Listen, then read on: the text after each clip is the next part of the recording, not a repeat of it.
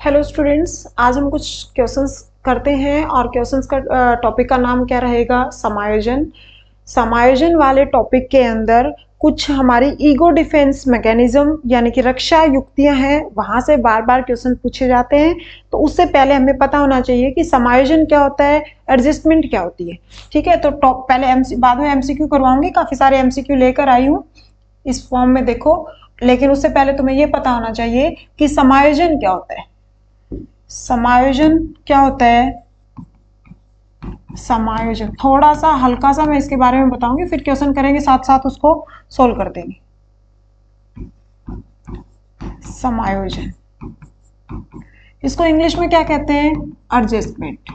यानी कि जिसकी एडजस्टमेंट हो गई वो क्या है? समायोजित है। और जिसकी एडजस्टमेंट नहीं हुई वो क्या है? कुसमायोजित है। अब एडजस्टमेंट किसके साथ करनी है? साथी के साथ करनी है, दोस्त के साथ करनी है, पर्यावरण के साथ करनी है, या खुद के अंदर ही करनी है? यानी कि खुद को ही समायोजित करना है। अब खुद को समायोजित कब करेगा, कब माना जाएगा कि आदमी समायोजित है? जब उसकी आवश्यकताओं की पूर्ति होती रहेगी। और आवश्यकताओं की पूर्ति के साथ साथ, अब आवश्यकताएं तो पूर्ति होगी लेकिन उसको संतुष्टि भी होनी चाहिए। यानी कि जब हमारी आवश्यकताएं पूरी हों, आवश्यकताएं पूरी हों और आवश्यकताओं के साथ क्या होनी चाहिए? संतुष्टि। तो हम क्या हो जाते हैं? समायोजित हो जाते हैं। अगर ये पूर्ति नहीं होती है, ये नहीं हो पाती है, तो आदमी क्या हो जाता है? कुसमायोजित हो जाता है। ठीक है, अब कुसमायोजित आदमी है तो उसके अंदर क्या होगा? उसके अंदर क्या होगी? चिंता होगी, तनाव होगा, दबाव होगा, तनाव होगा, दबाव होगा, उसके अंदर कुंठा होगी, और क्या हो सकता है? उसके अंदर द्वंद्व होगा। यानी कि ये सिचुएशन क्रिएट हो जाएंगी। ठीक है, वो टेंशन में रहेगा, वो स्ट्रेस में रहेगा, वो फ्रस्ट्रेट रहेगा, या उसके अंदर कॉन्फ्लिक्ट आ जाएंगे। यानी कि ये सारी की सारी ये सब चीजें होंगी तो आदमी कैसा है? कुसमायोजित है। और समायोजित आदमी कैसा होगा? हैप्पी होगा। यानी कि वो आदमी क्या रहेगा? प्रसन्न रहेगा। उसके अंदर क्या रहेगी? सहनशीलता रहेगी। उसके अंदर क्या रहेगा? आत्मविश्वास रहेगा। और क्या रहेगा? उसके अंदर दृढ़ता होगी, वो अपने आप को पॉजिटिव वे में समझेगा। उसके अंदर क्या रहेगी? दृढ़ता रहेगी। और क्या रहेगी? उसके अंदर सकारात्मक बिहेवियर रहेगा। और यहाँ पर क्या रहेगा? उसका नकारात्मक बिहेवियर रहेगा। ठीक है, अब ये समायोजित आदमी कौन से होते हैं? समायोजित आदमी वो होते हैं जो आदमी के जो मन की 3 स्थितियां बताई थी सिगमंड फ्राइड ने। उसके अंदर क्या बताया था? एक तो बताया था इद, एक बताया था ईगो, और एक क्या बताया था? Super ego. जब ये ईगो इन दोनों के बीच में, ईद और सुपर ईगो के बीच में बैलेंस बनाकर रखता है, तब तो आदमी क्या रहता है? समायोजित होता है। देखो, तुम्हें अगर इसकी थ्योरी नहीं पता है, इसके बेसिक्स नहीं पता है, तो मैं हल्का हल्का पहले बेसिक करवा रही हूँ और उसके बाद तुम्हारे एमसीक्यू करवाऊंगी। यानी कि फर्स्ट चैप्टर में जब हमने सिगमंड फ्राइड की थ्योरी पढ़ी थी, मनोविश्लेषणात्मक सिद्धांत पढ़ा था, उसमें हमने यही पढ़ा था कि आदमी के मन की 3 अवस्थाएं होती हैं, ईद, ईगो और सुपर ईगो। ईद में तो क्या होता है? स्वार्थी होता है, अपनी इच्छाओं की पूर्ति करता है। और सुपर ईगो में क्या होता है? आदमी इतना ज्यादा आदर्शवादी होता है, इतना ज्यादा आध्यात्मिक होता है कि वो अपने अंदर अपनी इच्छाओं को दबाता रहता है। यानी कि दमित इच्छाओं का भंडार इकट्ठा करता रहता है, इकट्ठा करता रहता है। किस लिए? समाज के सामने अच्छा बनने के लिए, आदर्शवादी बनने के लिए। और ऐसे कर करके उसके अंदर क्या हो जाएगा? मनोरोगी बन जाएगा। और वो क्या बन जाएगा? वो कुसमायोजित बन जाएगा। ठीक है, यानी कि उसने अपनी इच्छाओं को कहाँ इकट्ठा कर लिया? अपनी इच्छाओं को अचेतन मन में इकट्ठा कर लिया। ठीक है, और यहाँ पर क्या होता है? ईद होता है चेतन मन की बात करता है। यानी कि उसको अपने अभी प्रेजेंट से मतलब, उसको नहीं मतलब कि समाज के ऊपर उसका कितना बैड इफेक्ट पड़ रहा है। वो इतना स्वार्थी हो जाता है अपनी इच्छाओं की पूर्ति को करने के लिए, इच्छाओं की पूर्ति करने के लिए, वर्तमान में जीने के लिए समाज के साथ वो समायोजन नहीं करता। वो क्या नहीं करता? एडजस्टमेंट नहीं करता। ठीक है, तो यहाँ पर भी क्या रहता है? कुसमायोजित। और इन दोनों के बीच में बैलेंस बनाने का काम कौन करता है? ईगो। यानी कि ईगो प्रवृत्ति वाले लोगों को सबसे ज्यादा अच्छा माना गया था, और वो क्या रहते हैं? वो समायोजन का काम करते हैं। ठीक है, अब एक बात और कही थी उन्होंने कि मन के, ये क्या था? मन की अवस्थाएं। ऐसे ही उन्होंने क्या कहा था? चेतन, अर्धचेतन, ये बात भी की थी। तो चेतन मन तो क्या है? प्रेजेंट में जो जी रहा है। और अचेतन मन क्या है? जो दमित इच्छाओं का भंडार ग्रह बन गया, उसको क्या कह दिया है? चेतन मन। अब उन्होंने हिमखंड के साथ जब कंपैरिजन किया तो उन्होंने कहा कि चेतन मन तो क्या है 1/10 हिस्सा और अचेतन मन क्या है 9/10 हिस्सा। यानी कि ऐसे उन्होंने इसके साथ कंपेयर किया तो ये तो 1/10 बताया था और ये 9/10। अब ये तो प्रेजेंट में चल रहा है, अब तुम मुझे सुन रहे हो तो तुम्हारा कौन सा मन काम कर रहा है? कॉन्शियस माइंड काम कर रहा है, चेतन मन काम कर रहा है। लेकिन तुम्हारी कोई बचपन में इच्छाएं थी, मान लो तुम्हें कोई टॉय पसंद था और उस टाइम तुम्हें नहीं मिला, ठीक है, नहीं मिला तो उसको तुमने कहाँ दबा लिया? अपने अचेतन मन में स्टोर कर लिया। अब जब जब जब तुम बड़े हुए, उस टॉय को खरीदने के लिए तुम्हारे पास पैसे आ गए, तब तुम्हारे वो जैसे ही टॉय सामने आएगा अचेतन मन से निकलकर वो सब बातें चेतन मन में आ जाएंगी। लेकिन तुमने उसको स्टोर कहाँ कर रखा है? अचेतन मन में। और अचेतन मन में जो चीजें स्टोर हो जाती हैं तो आदमी क्या हो जाता है, मतलब बहुत ज्यादा स्ट्रेस में आ जाएगा, तनाव में आ जाएगा, दबाव में आ जाएगा, द्वंद की स्थिति होगी। यानी कि वो क्या हो जाएगा, एडजस्ट नहीं कर पाएगा, वो अपने आप को कुसमायोजित कर लेगा। ठीक है, अब इसकी थ्योरी को स्टार्ट करते हैं। अब मान लो एक सिगमंड फ्रायड थे, उन्होंने एक लिबिडो भी वर्ड यूज किया था, यानी कि वो क्या थी? काम शक्ति थी, आदमी के अंदर एक ऊर्जा पाई जाती है। अब वो काम प्रवृत्ति उन्होंने कहा था कि जैसे बच्चा पैदा होता है तब से ही उसके अंदर स्टार्ट हो जाती है। अगर उसकी इच्छा पूर्ति होती रही, लिबिडो से उसको एनर्जी मिलती रही तो वो समायोजित हो जाएगा, और अगर लिबिडो से उसको एनर्जी नहीं मिली तो वो क्या रह जाएगा? कुसमायोजित हो जाएगा। यानी कि अगर कुसमायोजित है तो उसके अंदर ये वाली सब की सब समस्याएं आ जाएंगी। ये एक तरह की क्या है? समस्याएं हैं। और समायोजित रहेगा तो ये सब की सब क्या है? उसकी पॉजिटिव चीजें हैं, इनकी अधिकता होगी। कुसमायोजित में इनकी अधिकता होगी। अब क्वेश्चन लगाना स्टार्ट करते हैं। बाकी बीच में रक्षा युक्तियां हैं, वो एक एक साथ साथ जैसे जैसे आएंगे उनको एक्सप्लेन करूंगी। फर्स्ट क्वेश्चन कुसमायोजन से आ गया। अब कुसमायोजन में आदमी के अंदर क्या रहता है? तनाव रहता है, दबाव रहता है, कुंठा रहती है, उसके अंदर द्वंद की स्थिति रहती है। ये सारी चीजें उसके मतलब फ्रस्ट्रेशन हो गया, टेंशन हो गई, स्ट्रेस हो गया, कॉन्फ्लिक्ट हो गया, ये सारी की सारी कुसमायोजित आदमी के अंदर पाई जाती है, जो उसके अचेतन मन में 9/10 हिस्सा के अंदर दबी रहती है। लेकिन अचेतन से जब चेतन की तरफ आती है तो वो आदमी हड़बड़ा जाता है। कुसमायोजन से तात्पर्य बालक और उसके वातावरण में असंतुलन। हाँ, ये बात तो सही है।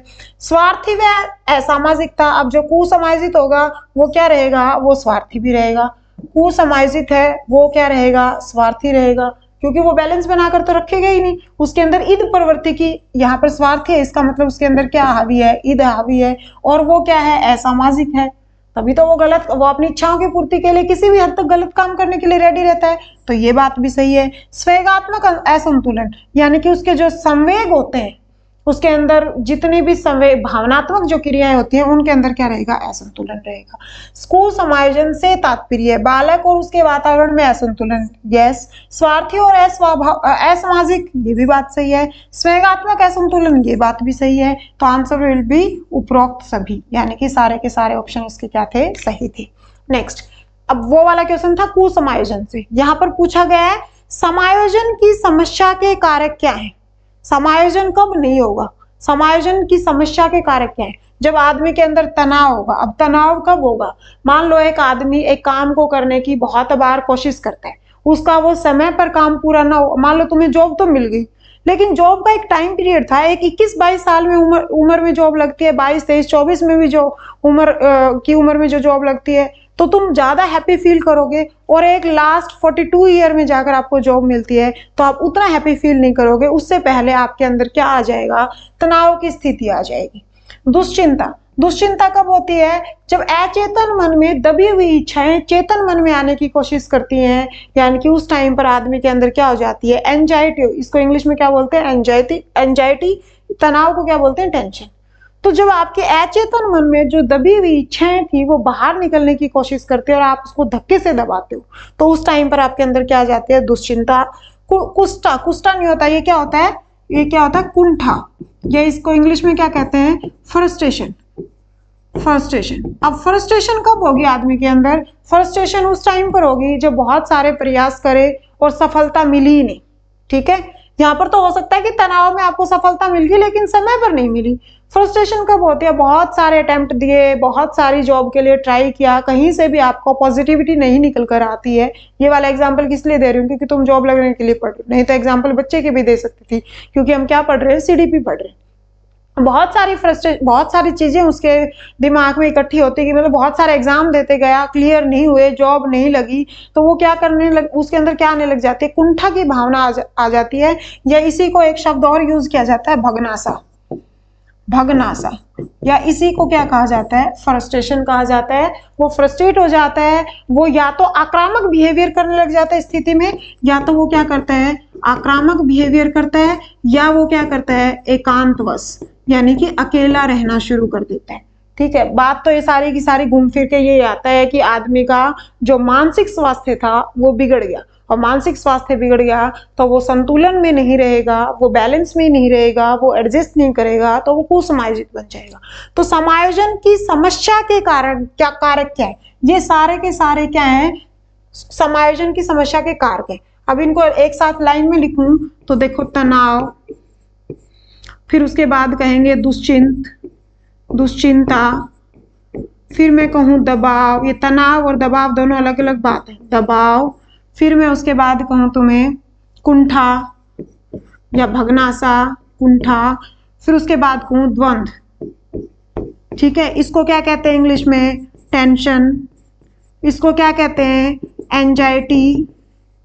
इसको कहते हैं स्ट्रेस। स्ट्रेस में आदमी कब आता है, जब ईगो ईद पर हावी होने लग जाए। अभी बताया था ना, ईद, ईगो और सुपर ईगो। जब ईगो ईद और सुपर ईगो पर हावी होने लग जाए, उसके अंदर बैलेंस बनाने की कंडीशन करे, तब आदमी किस में आ जाता है, दबाव में आ जाता है। जब अचेतन मन में दबी हुई इच्छाएं बार बार बाहर निकलने की कोशिश करती हैं तो एंजाइटी होती है। जब समय पर आपको सक्सेस नहीं मिलती है तो आप तनाव में आ जाते हैं। फ्रस्ट्रेशन, बहुत प्रयास करने के बाद भी सक्सेस नहीं मिलती है तो आपके अंदर आक्रामकता आ जाती है या एकांत बस आ जाता है। उसको इंग्लिश में क्या कहते हैं, फ्रस्ट्रेशन कहते हैं। और द्वंद्व यानी कि कॉन्फ्लिक्ट। अब कॉन्फ्लिक्ट के टाइप करवाऊंगी किसी एक और कोई क्वेश्चन में, कॉन्फ्लिक्ट के टाइप अगले किसी क्वेश्चन में करवाऊंगी। जब आपके सामने दो एक जैसी स्थिति आ जाए या दो में से किसी एक को चूज करना हो सकता है कि दोनों ही आपको हैप्पीनेस दें, हो सकता है कि आपको दोनों ही निराशजनक आंसर दें, या एक पॉजिटिव एक नेगेटिव रहे, या बहुत सारी सिचुएशन में से आपको एक निकालना हो, तो आप किस में आ जाते हो, कॉन्फ्लिक्ट में आ जाते हो। लेकिन ये सारे के सारे समस्या के कारक हैं, किसके, समायोजन के। और ये सब होने से क्या हो जाता है, आदमी कुसमायोजित हो जाता है। तो आंसर विल बी द या डी। कौन सा संतुलित समायोजन का क्षेत्र नहीं है, यानी कि संतुलित, बैलेंस और समायोजन, यानी कि यहाँ पर क्या बोला गया है, बैलेंस, एडजस्टमेंट। इसको इंग्लिश में क्या बोलते हैं, एडजस्टमेंट। और ये समायोजन किस में बोला जाता है, ये शब्द किस में बोला जाता है, मनोवैज्ञानिक बोलते हैं इसको। अदरवाइज जो जीव शास्त्र पढ़ाने वाले होते हैं ना, जीव शास्त्र, मनोवैज्ञानिक तो इसको एडजस्टमेंट बोलते हैं या समायोजन बोलते हैं, और जो जीव शास्त्री होते हैं वो इसी शब्द को क्या बोल देते हैं, अडेप्टेशन। अडेप्टेशन यानी कि आप 4th 5th किसी क्लास की बुक में पढ़ते हो, adaptation of trees, adaptation of animals. यानी कि जब एनिमल मतलब जितने भी सजीव चीजें हैं वो अपने आप को जिंदा रखने के लिए वातावरण को अडेप्ट कर लेते हैं, उसी को ही वो क्या बोलते हैं, एडजस्टमेंट, यानी कि बैलेंस में आ जाते हैं। और अडेप्ट नहीं करते तो सर्वाइव नहीं कर पाते। जैसे कि डायनासोर्स अडेप्ट नहीं कर पाया था, कुछ टाइम के बाद, मतलब बहुत साल पहले डायनासोर्स खत्म भी हो गए थे, यानी कि वो वातावरण के साथ अपने आप को एडजस्ट नहीं कर पाया। इसमें मनोवैज्ञानिक लैंग्वेज में तो एडजस्ट नहीं कर पाया, और जीव शास्त्री में उसी को अडेप्ट बोल देते हैं। ठीक है, तो यहाँ पर कहते हैं कि कौन सा संतुलित समायोजन का क्षेत्र नहीं है, कौन सा नहीं है, अच्छा शारीरिक स्वास्थ्य। अब अच्छा शारीरिक स्वास्थ्य होगा तो इसका मतलब क्या कहते हैं, संतुलन में रहेगा। अब उसका जो शारीरिक विकास है वो अच्छी तरीके से हो रहा है, यानी कि जैसे कि जो लंगड़े लूले होते हैं वो पूरी तरीके से शारीरिक रूप से सही नहीं है तो वो मानसिक रूप से भी सही नहीं है, और मानसिक रूप से सही नहीं है तो वो एनवायरनमेंट के साथ एडजस्ट नहीं कर पाते। पर यहाँ पर तो अच्छा शारीरिक स्वास्थ्य, ये तो समायोजन को संतुलित रखेगा। यहाँ पूछा गया है नहीं वाला। सांवेगिक संतुलन, यानी कि उसके संवेग भी सही तरीके से काम कर रहे हैं, ये बात भी सही है। अवधान की मांग, अवधान क्या होता है, अटेंशन। अटेंशन यानी कि जो अटेंशन सीकर होते हैं, छोटे बच्चे होते हैं ना, कि दूसरे के बच्चे को गोद ले लिया तो बच्चा माँ को काटने लग जाता है या रोने लग जाता है, यानी कि जो कुछ बच्चे ऐसे होते हैं कि बस मेरा ही ध्यान रखा जाए, अटेंशन सीकर होते हैं। ठीक है, ऐसे आदमियों के अंदर संतुलन की कमी पाई जाती है, समायोजन की कमी पाई जाती है, वो एनवायरनमेंट के साथ समायोजित नहीं रहते। क्लास में कुछ बच्चे ऐसे होते हैं ना कि दूसरे बच्चे की तारीफ कर दी टीचर ने तो एक बच्चा नाराज होकर बैठ जाएगा, वो दूसरे की तारीफ सुन ही नहीं सकता, यानी कि वो खुद क्या है, अटेंशन सीकर है। इसका मतलब आंसर क्या रहेगा, स वाला, क्योंकि पूछा गया था कि कौन सा नहीं है। संतुलित समायोजन का क्षेत्र कहाँ नहीं है, तो कहाँ नहीं है, अवधान की जो मांग करता है, जो अटेंशन की मांग करता है, जो अटेंशन सीकर होता है, वो समायोजित नहीं होता है। और कार्य कुशलता, अब जो समायोजित है तो उसके अंदर कार्य कुशलता भी पाई जाएगी। तो ये तीन तो हैं सही, और ये कौन सा है गलत, और गलत का साथ ही गलत आंसर ही पूछा गया था, नहीं वाला। नेक्स्ट, समायोजन की प्रक्षेपण प्रविधि। अब पहले तो आपको ये पता होना चाहिए कि प्रक्षेपण से पहले आपको ये कहां से क्वेश्चन उठाया गया है। एक टॉपिक का नाम है ईगो डिफेंस मैकेनिज्म। एक मिनट भाई, नहीं जा रहा क्या ये?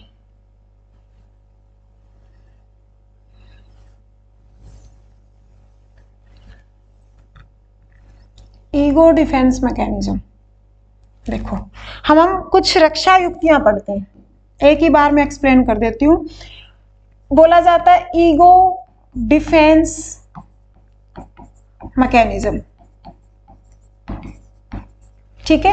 ये क्या होती है, हमारी रक्षा युक्तियां होती हैं, रक्षा युक्ति। अब रक्षा किससे करती हैं ये, क्योंकि आदमी के अचेतन मन में दमित इच्छाएं दब गई थी और आदमी क्या हो गया, असमायोजित हो गया। अब अपने आप को बैलेंस में रखने के लिए, समायोजन में रखने के लिए, तनाव से फ्री रखने के लिए, दबाव से या दुश्चिंता या कुंठा से बाहर निकलने के लिए वो बहुत सारे प्रयास करते हैं। अब प्रयास कितने तरीके से करेगा, दो तरीके से करेगा। एक तो वो रक्षा, अपने आप की रक्षा, किस चीज से रक्षा करता है, किस चीज से रक्षा करता है, वो तनाव से करता है। और किससे करता है, दबाव से करता है। और द्वंद्व की स्थिति से बाहर निकलने की कोशिश करता है। और किससे करता है, कुंठा से करता है। अगर ये हो गया तो असमायोजित हो जाएगा। लेकिन हर कोई आदमी तो पागल थोड़ी होना चाहता है, सब आदमी तो बैलेंस बनाकर रखना चाहते हैं।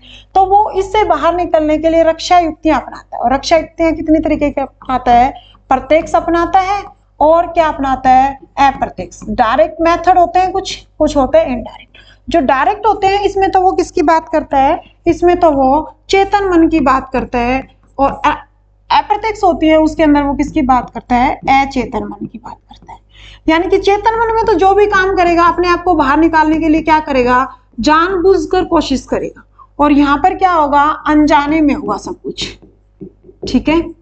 यहाँ क्या होगा, सब कुछ अनजाने में होगा, और यहाँ क्या होगा, जानबूझकर, ठीक है। अब जैसे कि मान लो मेरा टारगेट है जेबीटी जॉब या पीजीटी जॉब या टीजीटी टीचर बनना। जेबीटी, पीजीटी, टीजीटी मेरा एक टीचर बनने का लक्ष्य है, ठीक है। मैंने बहुत सारी कोशिश करी, मेरा पेपर क्लियर नहीं हुआ, मुझे जॉब नहीं मिली। मैं जानबूझकर क्या करूं, जैसे मैंने बहुत सारी थ्योरी पढ़ ली, ठीक है।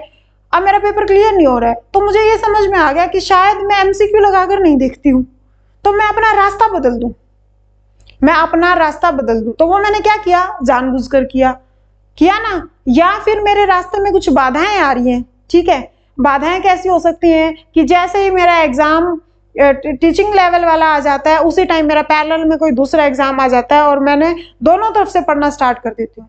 हर बार ऐसे ही होता है कि दिसंबर में ही मेरा एक एग्जाम टीचिंग वाला होता है और एक एग्जाम मेरा कोई सीईटी या कोई भी और एग्जाम चल रहा होता है। तो दोनों तरफ पैर रखती हूँ और दोनों में ही मेरे को सफलता हासिल नहीं मिलती। तो मेरे दिमाग में ये आती है कि मैं अपना जो मार्ग में आने वाली जो बाधा है उसको खत्म कर दूं, यानी कि एक ही एग्जाम के ऊपर फोकस करूं, ये हो सकता है। या मेरा एम था पीजीटी टीचर लगना, लेक्चरर लगना, और वो नहीं मिल पाती है तो मैं अपना लक्ष्य बदल दूं। देखो, एक में तो क्या करता है, बाधा को दूर कर दिया, एक में क्या करता है, वो अपना रास्ता बदलता है कि मैं एमसीक्यू लगाकर देखूं। एक में वो क्या करता है कि अपना लक्ष्य ही बदल देता है, ठीक है। तो ये सारे काम मैं क्या कर रही होती हूँ, जानबूझकर कर रही होती हूँ। ये बाधा को दूर करना या ये मार्ग बदलना, ये अपना एम पॉइंट, जो पॉइंट है, गोल है, टारगेट है उसको बदल देना, ये सारे काम जब मैं जानबूझकर करती हूँ तो वो तो किस में आती हैं, प्रत्यक्ष विधियों में आती हैं। और जो चीजें अनजाने में हो जाती हैं वो किस में आती हैं, अप्रत्यक्ष विधियों में आती हैं। जैसे कि एक आदमी कोर्ट में खड़ा है, कटघरे में खड़ा है, उससे कुछ क्वेश्चंस पूछे जाते हैं, वो बहुत सारी चीजों को छुपाता रहता है, झूठ बोलता रहता है। लेकिन एडवोकेट होते हैं, जो लॉयर होते हैं, वो इतने इंटेलिजेंट होते हैं कि जानबूझ के उसके सामने ऐसी परिस्थिति क्रिएट कर देते हैं, ठीक है, बहुत सारी ऐसी कंडीशंस क्रिएट कर देते हैं और उसके वो स्लिप ऑफ टंग बोलते हैं ना, कि अनजाने में उसके मुंह से कुछ निकल जाए। अब उसके जो दिमाग में दमित इच्छाएं, अचेतन मन में जो दबी हुई थी, उसके सामने सिचुएशन ऐसी क्रिएट की गई कि वो अनजाने में उसके सामने निकल गई। देखो कई बार तुमने मूवीज में देखा होगा कि किसी का एक्सीडेंट हुआ, उसकी याददाश्त चली गई, अब दोबारा से वो सेम रिपीट किया जाता है, वो सिचुएशन सामने उसके दोहराई जाती है, क्योंकि उसके वो सब चीजें भूल गया, एक्सीडेंट हुआ, उसकी मेमोरी लॉस हो गई, अचेतन मन में सब कुछ उसका दब के रह गया, ठीक है। सेम सिचुएशन उसके सामने क्रिएट की जाती है और एकदम से उसकी दमित इच्छाएं बाहर निकल कर आ जाती हैं। यानी कि वहां पर क्या किया गया था, उसने सोच समझ कर नहीं आई, उसकी वो एकदम से आई थी, अचानक हुई थी। इसमें तो क्या होता है, समय लगता है, और यहाँ पर क्या होती है, अचानक आती है, अचानक जवाब दे देता है, या उसके माइंड में जो भी चल रहा होता है, उसके अचेतन मन में जो भी चल रहा होता है वो बाहर निकल कर आता है, तो उनको क्या कहते हैं, अप्रत्यक्ष विधियां कहते हैं। यहाँ से क्वेश्चन बनते हैं बहुत सारे इस टॉपिक से। उससे पहले जो समायोजन था वहां से तो नॉर्मल सा भी बच्चा कर पाता है। समायोजन की प्रक्षेपण, अब देखो पहली मतलब पहली नहीं, ऐसे 1 2 3 कुछ नंबरिंग नहीं दे रखा, आगे पीछे कोई भी पढ़ सकते हो। प्रक्षेपण को इंग्लिश में क्या कहते हैं, प्रक्षेपण को इंग्लिश में कहते हैं प्रोजेक्शन, प्रोजेक्शन, ठीक है। अब प्रोजेक्शन विधि है, उसके अंदर सबके एक एग्जाम्पल करवाऊंगी तो तुम्हें लंबे टाइम तक तुम्हारे दिमाग में टिकी रहेंगी। अपने आप को समायोजित रखने के लिए, तनाव से बाहर निकालने के लिए, अगर उसको कोई सक्सेसफुल नहीं मिलती है तो वो दूसरे के ऊपर ढाल देता है। यानी कि अपनी असफलता का कारण किसी दूसरे के ऊपर ढाल देना, उसने क्या कर दिया, प्रक्षेपण कर दिया। जैसे कि एक टेनिस खिलाड़ी अच्छा खेल नहीं खेल पाता है और जैसे ही अच्छा शॉट नहीं मारता है तो वो बार बार बल्ले की तरफ देखता है, वो बार बार बल्ले की तरफ देखता है कि मैं तो अच्छा खेल रहा हूँ, शायद बल्ले में कोई कमी है।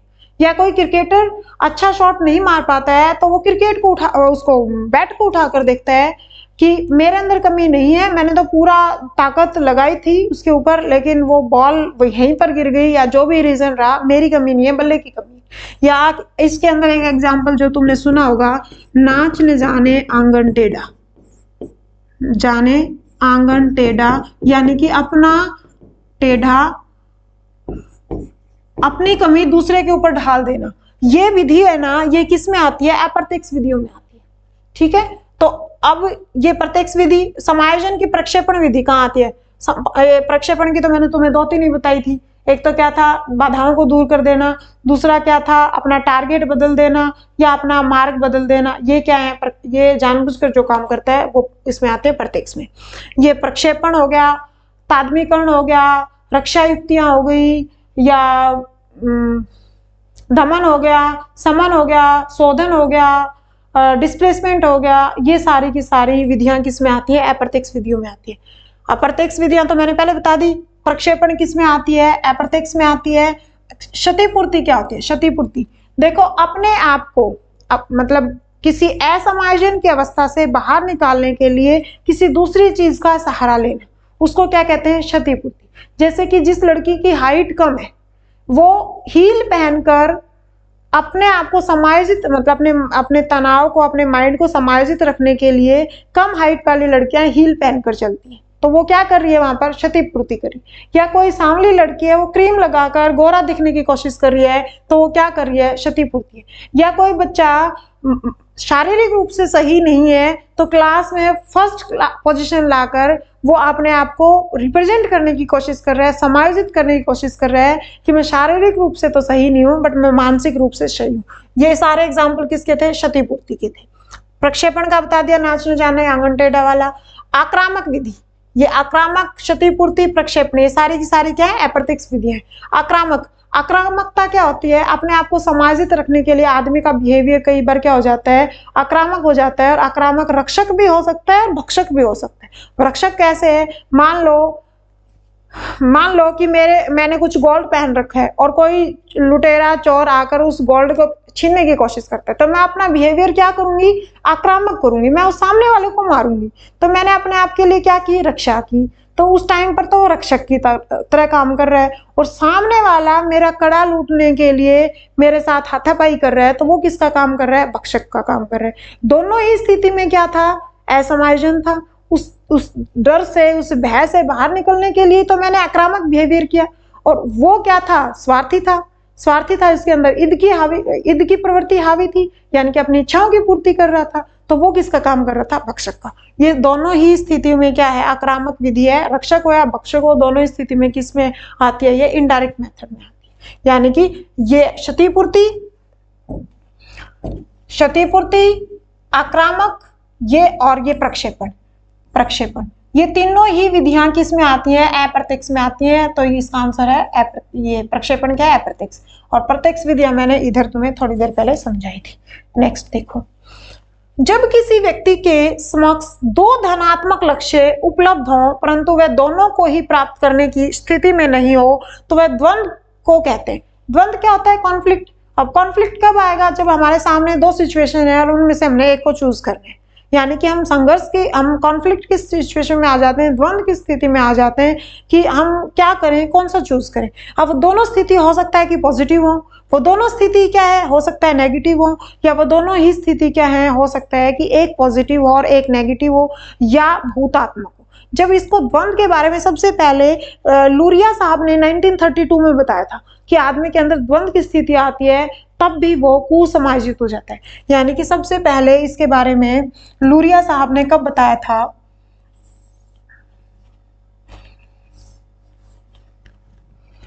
सबसे पहले इसके बारे में लूरिया ने कब बताया था इसके बारे में, 1932 में बताया था।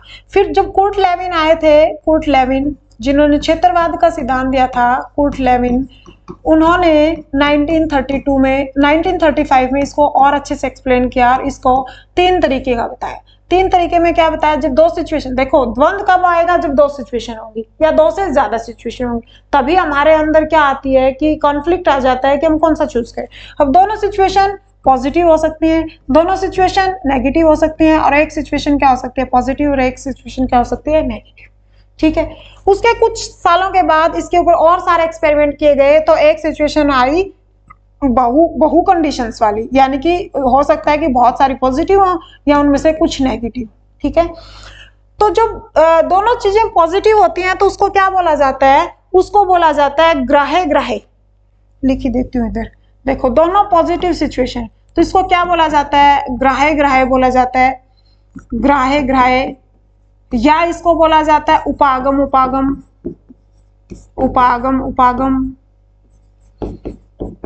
या इसको बोला जाता है अप्रोच, अलग अलग नामों से पूछे गए हैं, या इसको बोला जाता है पद्धति। ये तो क्या थी, दोनों सिचुएशन पॉजिटिव। जैसे कि आपके दोस्त घूमने जा रहे हैं, आपको उनके साथ घूमने जाना है, दूसरी तरफ उसी सेम टाइम में आपके पेरेंट्स भी घूमने जा रहे हैं, दोनों में ही आपको संतुष्टि मिलती है, आप बहुत कम स्ट्रेस में होते हो। देखो यहाँ दोनों पॉजिटिव है ना, स्ट्रेस दोनों में बहुत कम है, बहुत ही कम स्ट्रेस है। दोनों स्थिति में आपको पॉजिटिविटी मिल रही है, दोनों स्थिति में आपको खुशी मिल रही है, दोनों में ही आप क्या कर रहे हो, अप्रोच कर रहे हो। या तो दोस्तों के साथ घूमने जाना है या पेरेंट्स के साथ घूमने जाना है। अब तुम्हारा मन कहाँ आ गया, द्वंद्व की स्थिति में आ गया, कॉन्फ्लिक्ट की स्थिति में आ गया, और उस कॉन्फ्लिक्ट में मतलब हल्का सा क्या होता है, स्ट्रेस होता है, हल्का सा कुसमायोजित होता है। ठीक है। वहां पर भी हैप्पीनेस मिल रही है और वहां पर भी हैप्पीनेस मिल रही है। ये तो होगी फर्स्ट टाइप। अब दूसरी टाइप देखो, दूसरी टाइप का भी इधर लिख देती हूँ।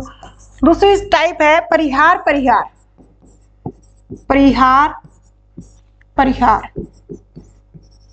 ठीक है। या उसी को बोला जाता है वर्जन, और उसी एक उसको इंग्लिश में क्या बोलेंगे, अवॉइडेंस। दोनों ही स्थिति में क्या कर रहे हो, आप अवॉइड करने की कोशिश कर रहे हो। ठीक है। आपको होमवर्क भी नहीं करना है और आपको टीचर की डांट भी नहीं खानी है, आपको होमवर्क भी नहीं करना है, आपको टीचर की डांट भी नहीं खानी है, काम दोनों ही नहीं करने, दोनों में ही हैप्पीनेस नहीं मिल रही है, दोनों में ही आपको स्ट्रेस मिल रहा है। अब इसमें तो कम स्ट्रेस था, दोनों में खुशी मिल रही थी, स्ट्रेस कम था। यहाँ पर स्ट्रेस क्या हो गया, बढ़ गया। कि एक कंडीशन में तो क्या है कि होमवर्क नहीं करना, तो स्ट्रेस है आपके अंदर। दूसरी कंडीशन क्या है, टीचर से डांट भी नहीं खानी। दोनों ही नेगेटिव सिचुएशन है। तीसरी टाइप आती है गृह प्रहार। गृह प्रहार, अब गृह प्रहार में क्या होगा, एक तो क्या है आपकी अप्रोच, और एक आपका के लिए क्या है, अवॉइडेंस। ठीक है, आपके सामने एक पॉजिटिव स्थिति, अब आपके दिमाग में ये आएगा कि भागकर बच्चा कहाँ चला जाए, पॉजिटिव में चला जाए। लेकिन नेगेटिव स्थिति भी कुछ ऐसी है कि आप उसको अवॉइड नहीं कर सकते हो।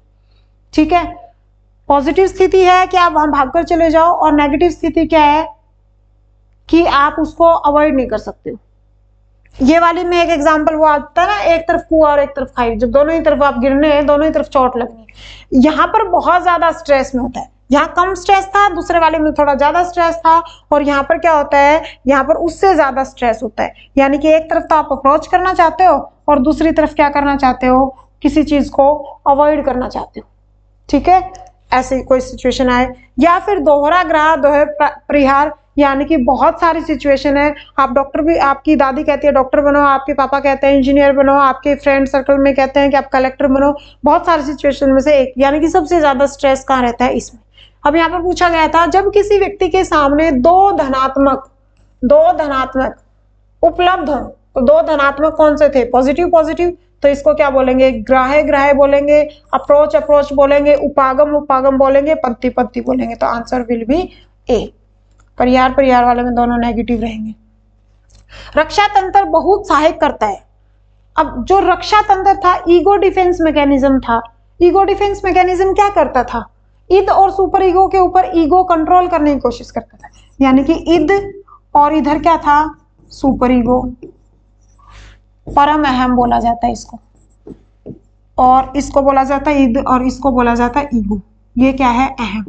ये जो अहम है, ये दोनों के ऊपर क्या करने की कोशिश करता है, बैलेंस करने की कोशिश करता है, और समायोजन करने की कोशिश करता है। इस ईगो को क्या किया जाना चाहिए, इसकी रक्षा करनी चाहिए, ईगो डिफेंस मैकेनिज्म, इसीलिए बोला गया है। तो रक्षा तंत्र बहुत सहायक है, किस लिए, अगर ये बैलेंस नहीं रखेगा तो आदमी तनाव में आ जाएगा, कुंठा में आ जाएगा, दबाव में आ जाएगा, दुश्चिंत रहेगा। उसे बाहर निकलने के लिए बैलेंस बनाना जरूरी है। यानी कि हिंसा से निपटने के लिए नहीं, थकान से निपटने के लिए। देखो, मान लो तनाव में है, दबाव में, तो थकान आएगी, ऑटोमेटिक सी बात है। या अजन विचार से नहीं, ये पता नहीं, ये तो क्या, ये बिल्कुल ही गलत है। दबाव को क्या बोलते हैं, स्ट्रेस। अब स्ट्रेस कब आता है, जब ये ईगो है, ये ईद और सुपर ईगो पर कंट्रोल करेगा, तो आदमी किस में आ जाता है, दबाव में आ जाता है। ना तो उसको स्वार्थी बनने दे रहा, और ना ही उसको बहुत ज्यादा आदर्शवादी बनने दे रहा। आदर्शवादी वो होते हैं जो अपनी इच्छाओं की पूर्ति नहीं करते हैं, उसको अचेतन मन में दबाते जाते हैं, तो आदमी लास्ट में किस में आ जाएगा, स्ट्रेस में आ जाएगा। कुसमाजित में दो प्रकार के प्रत्युत्तर निहित होते हैं। अब समाजित नहीं है, इसका मतलब वो मानसिक रूप से सही नहीं है, और मानसिक रूप से सही नहीं है तो उसके व्यवहार के अंदर भी कुछ ना कुछ गलतियां दिखेंगी। यानी कि जो कुसमाजित है, इसका मतलब क्या है, मानसिक रूप से सही नहीं है। देखो, शारीरिक रूप से सही, मान लो मेरा ये हाथ ना हो और मेरा बाकी सारा काम सही चल रहा हो, तो मैं मोस्टली समायोजित की कंडीशन में रहूंगी। हो सकता है कि मैं ये राइट हैंड के बजाय मैं बहुत अच्छे से लेफ्ट हैंड से लिख लूं, लेकिन अगर मेरा माइंड ही काम नहीं कर रहा है, मैं स्ट्रेस में हूँ, मैं चिंता में हूँ, डर में हूँ, तो मैं क्या रहूंगी, कुसमाजित रहूंगी। यानी कि मानसिक रूप से सही होना चाहिए, और मानसिक रूप से सही है तो उसके व्यवहार में भी क्या दिखेगा, पॉजिटिविटी दिखेगी, आत्मविश्वास दिखेगा,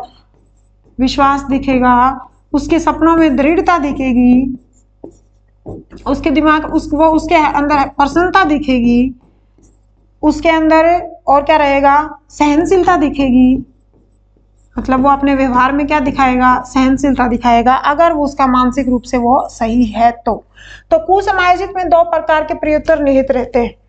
यानी कि आदमी कुसमायोजित है, इसका मतलब वो मानसिक रूप से सही नहीं है, और उसके व्यवहार के अंदर ये सब चीजें नहीं दिख रही है। शारीरिक रूप वाला नहीं, मानसिक वाला सही है, व्यवहारिक वाला सही है, मतलब प्रत्युत्तर निहित रहते हैं, शारीरिक वाला नहीं नोट करेंगे, तो आंसर क्या रहेगा, बी वाला। मानसिक और व्यवहारिक रूप से उसके अंदर बहुत सारी असमायोजन की या कुसमायोजन की स्थितियां नजर आने लग जाएंगी तो वो आदमी क्या है, कुसमायोजित है। नेक्स्ट देखो, व्यक्ति के मानसिक तनाव को कम करने की प्रत्यक्ष विधि। अब प्रत्यक्ष विधियां मैंने कौन सी बताई थी, यानी कि प्रत्यक्ष जानबूझकर करना, चेतन मन के अंदर जो चीजें हैं उनको बाहर निकालना, जानबूझकर आप कोशिश करते हो। अब या तो आप क्या करते हो कि अपने रास्ते में आने वाली बाधाओं को दूर कर देते हो, ठीक है। अब मान लो मैं सुबह 4 बजे के अलार्म लगाकर सोती हूँ पढ़ने के लिए, और 4 बजे की अलार्म लगाकर सोई, 4 बजे अलार्म बजी और मेरा मन नहीं कर रहा, अलार्म को बंद कर दिया, वापस हो गई। दूसरे दिन क्या करूंगी, अलार्म को ही दूर रखाओ, उठकर जाओगे तो नींद उड़ेगी, यानी कि आपकी जो बाधा थी, नींद के अंदर जो बाधा बनी हुई थी उसको आपने बाहर निकाल फेंका, ठीक है। या फिर क्या करो, अपना रास्ता बदल दो। रास्ता बदलने का मतलब क्या होता है, पेपर मैंने वही तैयार क्लियर करना है जो मुझे वही चाहिए, लेकिन मेरा पढ़ने का तरीका बदल दो। मैं पहले क्योंकि सेम एग्जाम्पल अभी दिया था, वही रिपीट इसलिए कर रही हूँ तुम्हारे दिमाग में फिट हो जाए। वो एक एक इसके टाइप के एक एक एग्जाम्पल साथ कर लोगे तो वो काफी दिनों तक तुम्हारे दिमाग में टिके रहेंगे। और इस क्लास को तो 2 बार देख लेना, ठीक है। तो बात क्या थी कि टारगेट मेरा फिक्स रहे और रास्ता मैं बदल लूं। पहले मैं थ्योरी पढ़कर पेपर देने जाती थी, अब मैं एमसीक्यू लगाना शुरू कर दूं, पीवाईक्यू लगाना शुरू कर दूं। या पहले मैं पीवाईक्यू और एमसीक्यू करके जाती थी तो मेरा बेसिक क्लियर नहीं था, तो मैं पहले थ्योरी को पढ़ना स्टार्ट कर दूं। जब भी आप किसी टॉपिक के एमसीक्यू लगाते हो तो आपको पहले उसका बेस पढ़ना चाहिए, उसकी थ्योरी पढ़नी चाहिए। या फिर मैं अपना लक्ष्य बदल दूं, अब मुझे पहले पीजीटी टीचर बनना था, मैं नहीं बन पा रही हूँ, मैं अपना हल्का सा लक्ष्य, देखो जॉब तो मैं अभी भी लेना चाह रही हूँ, लेकिन जो जॉब चाहिए थी पहले वो उसके जैसा सेम मिलता जुलता लक्ष्य दूसरा अपना लूं, यानी कि पीजीटी की जगह मैं पीजीटी के ऊपर जोर लगाना स्टार्ट कर दूं, ठीक है। तो वो क्या होता है, उसकी प्रत्यक्ष विधियों में आता है। देखो, बाधा को दूर करना, बाधा को दूर करना क्या है, प्रत्यक्ष विधि है, और तो सारी है प्रत्यक्ष है। अब सबको एक एक करके समझाते हो, ये आंसर तो रहेगा इसका प्रत्यक्ष विधि, ठीक है। तादात्म्य स्थापित करना, तादात्म्य स्थापित करने का मतलब इसको बोलते हैं इंग्लिश में आइडेंटिफिकेशन। आइडेंटिफिकेशन ये क्या है कि अप्रत्यक्ष विधि है। बाइक वाला एक लड़का किशोरावस्था में बहुत तेज स्पीड से बाइक चला रहा है, ना उसने हेलमेट पहन रखा है और ना उसके पास लाइसेंस है। जैसे ही पुलिस वाले ने रोका, उसने क्या कहा रुकते ही, मेरे चाचा एसपी हैं, मेरे मामा डीएसपी हैं, मेरे पापा वहां जॉब करते हैं, मेरे पापा की ड्यूटी वहां है, ठीक है। वो क्या करता है, आइडेंटिफिकेशन देने लग जाता है, खुद की पहचान देने की बजाय, खुद कुछ नहीं है, वो कुछ भी नहीं है वो, और वो किसी का सहारा लेकर वहां पर क्या करने लग जाता है, तादात्म्य स्थापित करने लग जाता है, एक पहचान ढूंढने लग जाता है, आइडेंटिफिकेशन ढूंढने लग जाता है। किस लिए ढूंढता है, क्योंकि वो तनाव में नहीं आना चाहता, वो दबाव में नहीं आना चाहता, उस पुलिस वाले से डरना नहीं चाहता, तो पहले हीरो बन जाता है। मेरे चाचा, लड़कों की सगाई होती है ना, फोन पे बात करते हैं तो लड़की को इतने सपने दिखा देते हैं, हमारे मेरे पापा का ये रुतबा है, मेरे चाचा का ये है, फलाने का ये है, तिकड़े का ये, यानी कि वो क्या करने लग जाते हैं, मतलब अपना उसका खुद का तो कुछ नहीं है, पर चाचा मामा ताता पाव जो भी हैं उसकी फैमिली में, वो सब कुछ ही हीरो है, उनकी पहचान इतनी है, उनके लिंक इतने, ठीक है। तो वो क्या कर रहा होता है, वो तनाव से बाहर निकलने के लिए एक रक्षा युक्ति अपना रहा है, और वो रक्षा युक्ति कौन सी होती है, अप्रत्यक्ष से। ये वाली कौन सी है, अप्रत्यक्ष से, ठीक है। इसका समझ आ गया एग्जाम्पल। औचित्य स्थापित करना, अब औचित्य स्थापित करना को ही हम क्या बोलेंगे, तर्क संगति होना, ठीक है, तर्क संगति। अब औचित्य कैसे स्थापित करेगा, या इसी का दूसरा नाम इसके साथ में लिख देती हूँ, युक्तिकरण, युक्तिकरण, या इसी को बोलते हैं तर्क संगति। अब देखो 2 बातें निकल कर आती हैं, इसको यहां एक्सप्लेन कर रही हूं, ध्यान से सुनिए। अंगूर खट्टे हैं, खट्टे हैं, लेमन आर श्योर खट्टे हैं, और अंगूर मीठे, दोनों ही बातों में वो क्या कर रहा है, औचित्य स्थापित कर रहा है, युक्ति दे, अंगूर मीठे। अंगूर खट्टे हैं, तुम्हारी जॉब क्यों नहीं लगी, अरे पेपर आउट था, जॉब कैसे लग जाती, पेपर तो सारा आउट था, पेपर सिलेबस में से नहीं था, पेपर तो क्लियर किसका होता है, पैसे देने वाले को होता है। यानी कि वहां पर तो क्या बात करता है, अंगूर खट्टे। वो अपने आप को तनाव से बाहर निकालने के लिए, समायोजित रखने के लिए फटक से वो क्या जवाब देता है, जॉब किस लिए लगनी थी, पेपर तो सारा आउट था, पैसे देने वालों का लगा है, वहां तो बहुत सारा पैसा चला है, तो नॉर्मल पढ़ने वाला बच्चा कैसे लग सकता है, अंगूर खट्टे। अंगूर मीठे में क्या कहता है कि अरे अरे मेरे को तो प्रमोशन लेना ही नहीं था, प्रमोशन लेके मैनेजर बनता, हो सकता है कि दूसरे स्टेट में पोस्टिंग आ जाती, अपने होम डिस्ट्रिक्ट में बैठा हूं आराम से मजे कर रहा हूं।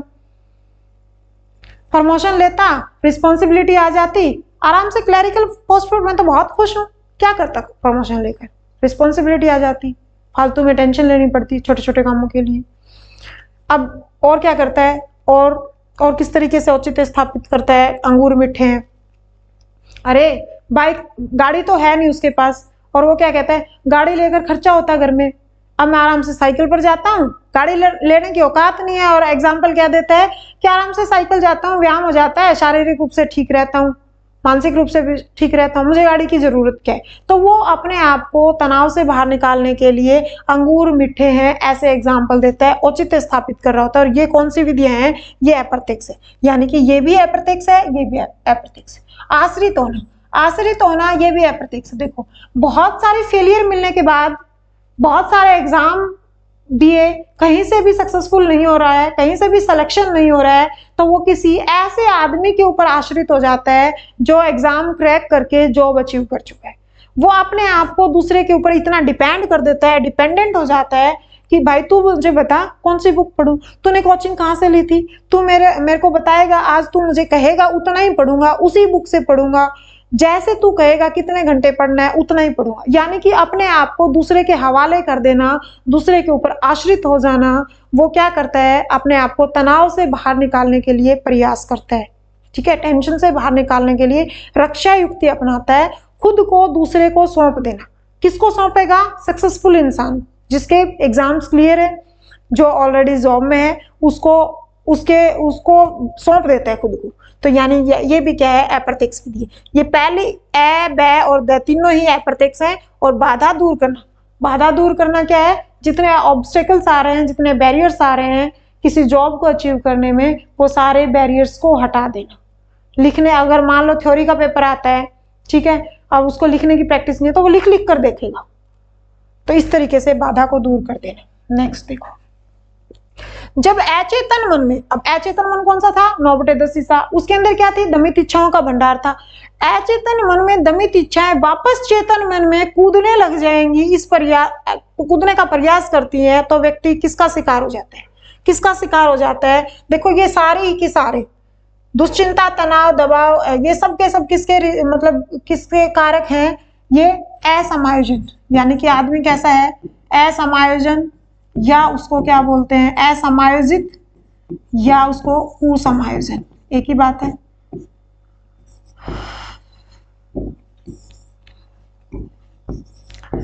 कुसमायोजित,